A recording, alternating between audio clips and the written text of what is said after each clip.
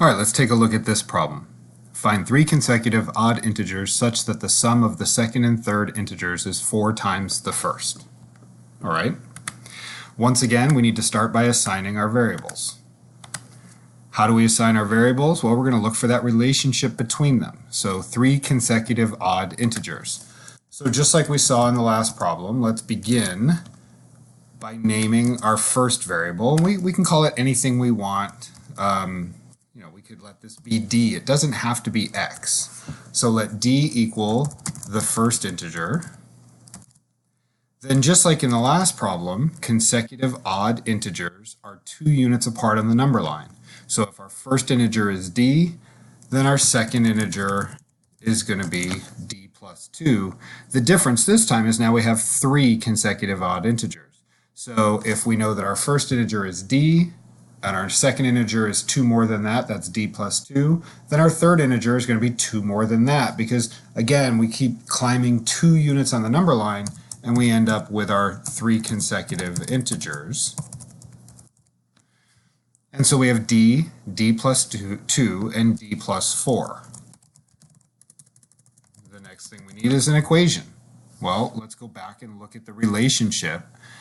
Everything that comes after the such that really becomes our relationship. The sum of the second and third integers is 4 times the first.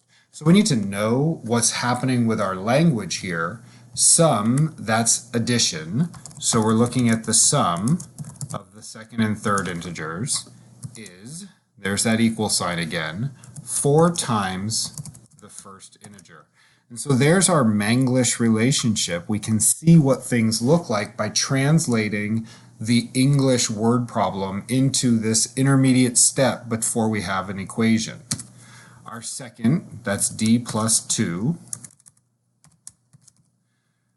plus our third is equal to 4 times our first. Now these parentheses that are here are not necessary. I don't need them, but they do a nice job of kind of sectioning off and helping me to visualize what it is that I'm looking at. I can put this inside parentheses if I want, and now it just makes that equation a little bit more clear that what I'm looking at is the second plus the third. Now it's an equation to solve. D plus 2 plus d plus 4, so that expression on the left-hand side, I have 2d's plus 6 when I combine like terms is equal to 4d. Again, the last thing I want is a negative coefficient, so I'm going to go ahead and subtract 2d from both sides.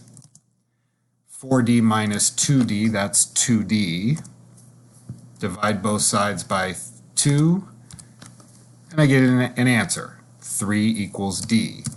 And so what my statement is going to be, the 3 consecutive integers are 3, 5, and 7.